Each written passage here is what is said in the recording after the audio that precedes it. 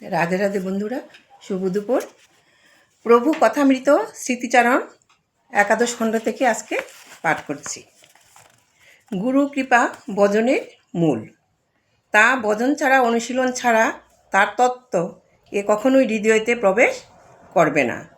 সমুদ্র সম্মুখে অমৃত, সেখান থেকে যদি আমি কলসি পূর্ণ না করি, কলসি যদি তীরে জন্ম জন্মান্তর বসিয়ে রেখে দিই, সেই কলসি কোনোদিনও অমৃতের দ্বারা পূর্ণ হবে না।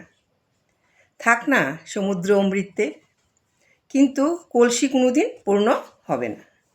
কলসিকে পূর্ণ করতে হলে একজনকে প্রয়োজন। কলসি নিজে নিজে পূর্ণ হতে পারে না। কলসি নিজে গেল, ঘাট থেকে জল ভরে নিয়ে চলে এলো, তা কি হয়?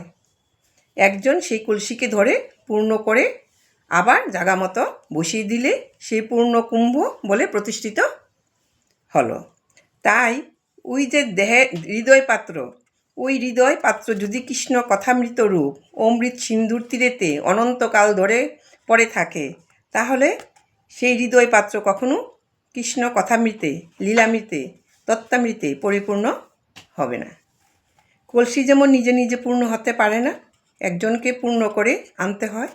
তাই এই মানব জীবনে যে হৃদয় পাত্র, অর্থাৎ ওই যে হৃদয় কুম্ভ, সেই হৃদয় কুম্ভকে যদি তত্ত্বামৃত সিন্ধু থেকে পূর্ণ করে তাকে পরিপূর্ণতা দান করতে হয়, তাহলেই সেটা একমাত্র পারেন শ্রী গুরুদেব। গুরুদেব হলো আমাদের ভবপারের কাণ্ডারি। গুরুদেব ছাড়া গোবিন্দ লাভ করা যায় না। এই বলে আজকে রাখছি বন্ধুরা।